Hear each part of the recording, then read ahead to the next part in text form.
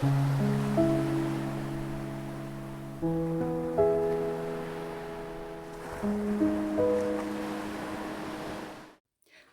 it's Georgia. Thanks for joining me again. Today it's all about the greens and I'm using 3 shades of Fimo and 1 of Cernit. So the one on the left that I've just shown you is tropical green, the one in the middle green lime, and that one is apple green. And the odd one out is the Cernit white pearl. I'm going to be using the extruder today, and I don't use it very often, but I really should. It's you can do so much with them. I don't know what's going on there. I've got so many little bits all over this tile. I keep cleaning it, as you'll see during the video. Oh, look, the extruder, that's green as well. That matches beautifully. So I actually use my extruder to cut out the discs. I know some people have cutters, but I just use the extruder. And I must apologise, I recorded this video well over a month ago and I actually can't really remember what I've done in it. So it's going to be quite a surprise for me, and excuse any mistakes I make along the way because I really can't remember what I've done. So there I'm going to cut out all the little discs. I had thought I'd speeded this up, but I don't think I have, so bear with me as we go through every little disc that's being cut out. They're just random pieces. I'm not sure if I've done the exact quantity in each one. I might have done, but it doesn't really matter for this. You can do anything that you want to, really.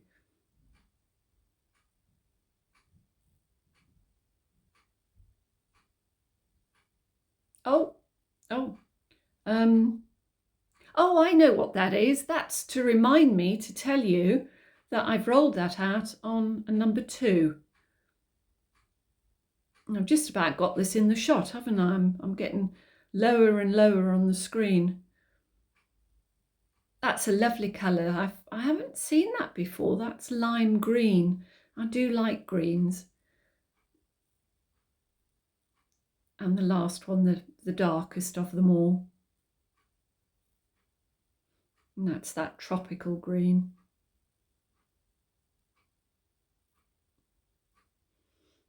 Okay, then collect them up, put them into little piles. And it's obviously quite soft because I've got clay all over my fingers and I've washed them off. And then it's just a case of stacking them. No particular order. I wouldn't repeat the same pattern, just randomly put colours together.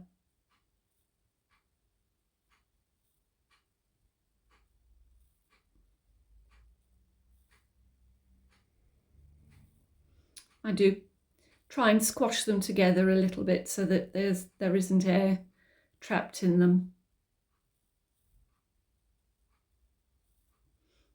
And obviously try and keep it as straight as you can as you're doing this.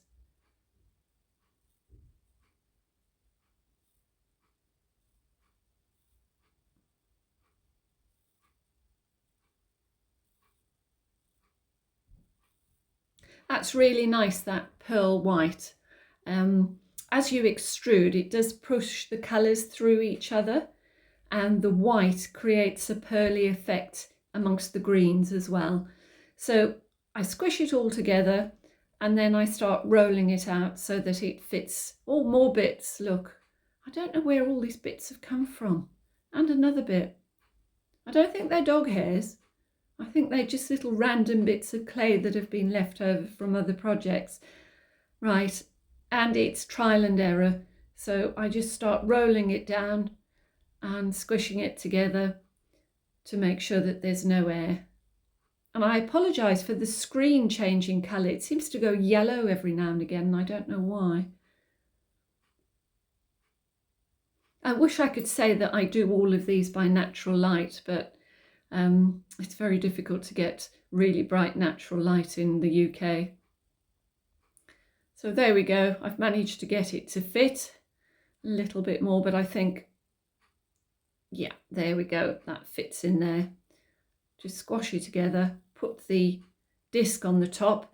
Now, I know there is a right way and a wrong way of putting the disc on.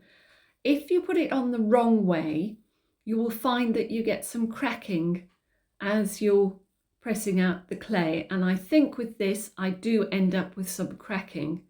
So I had obviously put it on wrong way.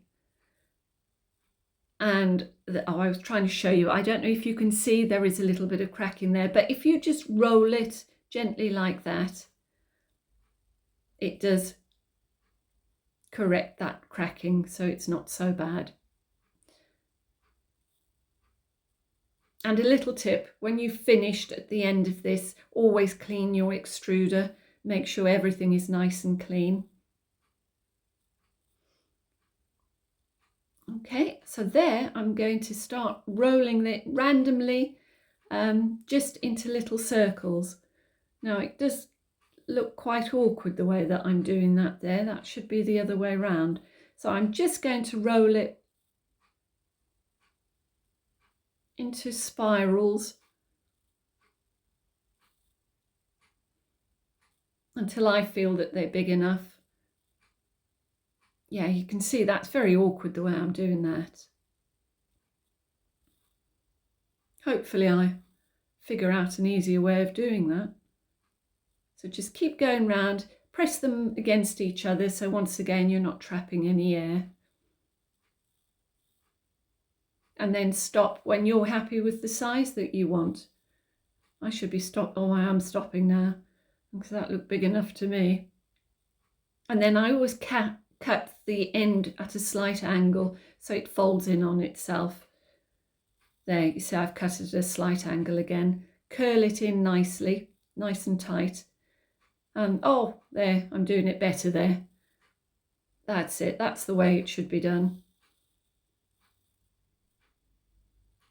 Oh, I've gone the wrong way again.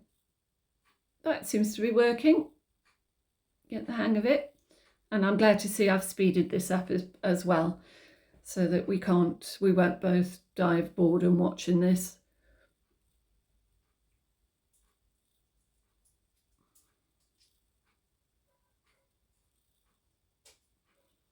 So end up with as many little circles as you can.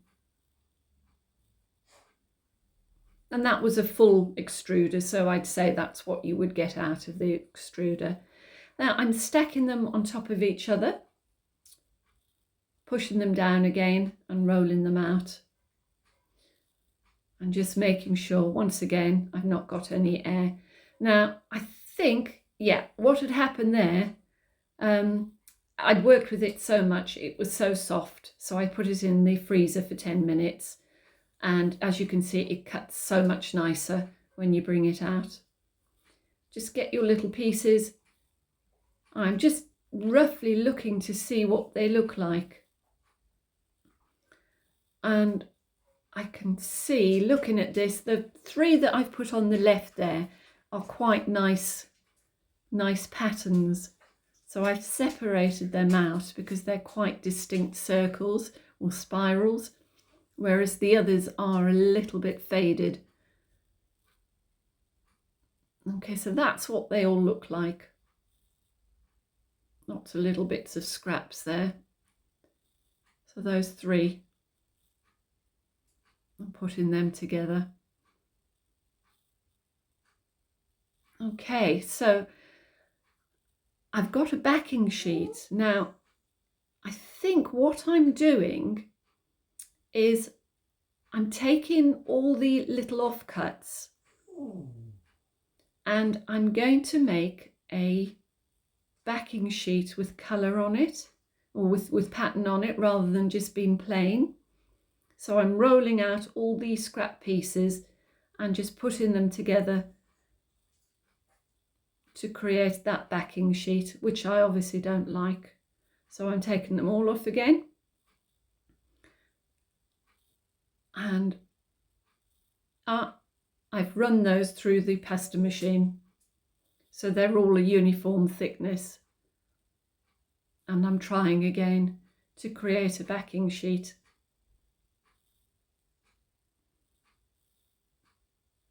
I always like to use up as much as I can, and then these little ones just fit in where you can. So this is great for any little pieces that you've got left over. You can make your backing sheet. Oh, starting again. Yeah, that's actually quite a good idea, because I think what I'll do is I'll roll that through the pasta machine, and that will create a nice pattern, nice random pattern. So it's smaller patterns rather than big circular patterns. So that goes through on the pasta machine, and that's what you end up with. And I've rolled it through, I folded it over and rolled it through again. And then I've got all these little shapes which I'm going to form into little shapes that will fit next to each other. I've rolled them out on the pasta machine again so that they're all the same thickness, and I'm just going to dot them all over. I've overlaid them so that we don't have any gaps. Well, that's the idea anyhow. Put them all over, and then just cut off the bits at the end.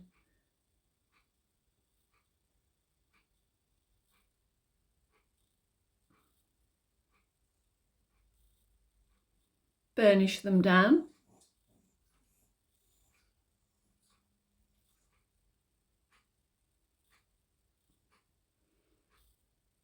Oh, and look, I've got some gaps there.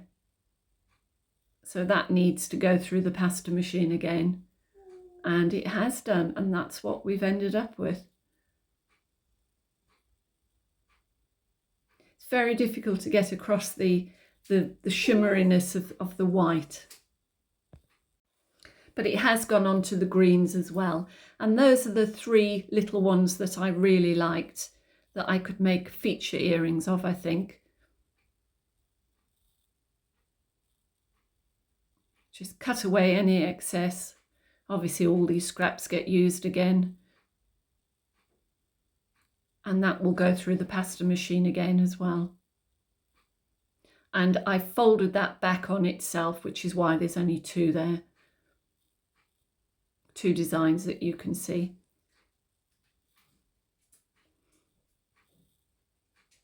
Okay, now for the cutters. I think seen the direction that I like, and I think I ran that through the pasta machine again, so I think that's probably gone through on a number 2, and I will put resin on that as well, which will bring out the lovely shimmery white that has gone through.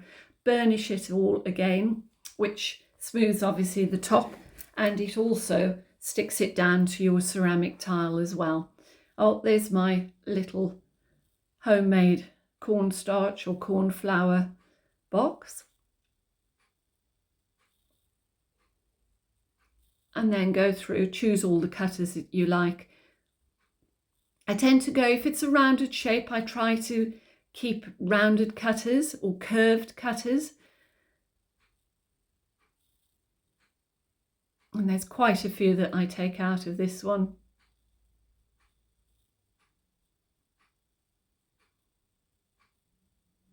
Just keep going, fit in every little bit that you can.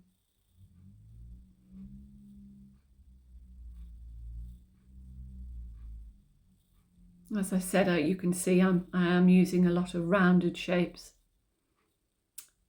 And that's the big one. Oh, but this one, I've just gone against exactly what I've said. We've got a geometric shape and then round in the middle, but I think that works on that one. So take them off the tile and always clean as much as you possibly can. Now I found this, I've had that brush for ages, but I've started using it to take off all the little crumbs on the edges. It's a dual-ended eyeshadow brush, I think, but it works so perfectly. The one side is quite dense, and it takes the little crumbs off really nicely without damaging the edges. So you can see I use it a lot there, and ever since I've started using it, or I've discovered it, I use it every time I make earrings. And as I say, I try and clean as much as I possibly can off because I hate sanding.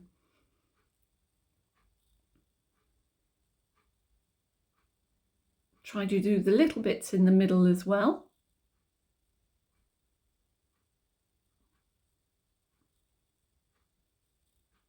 And if you get a little bit of cornstarch on your on your hands, that helps when you're holding them so that you don't get fingerprints on them. So it's always good to have a little bit of cornstarch on your fingers. There we go, all finished, and there they are in the tray. And this is what they've turned out like.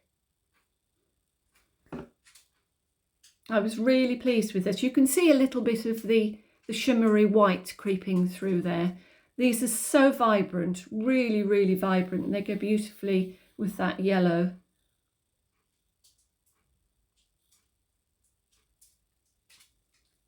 So it always amazes me how just a little portion of a shape can work so well.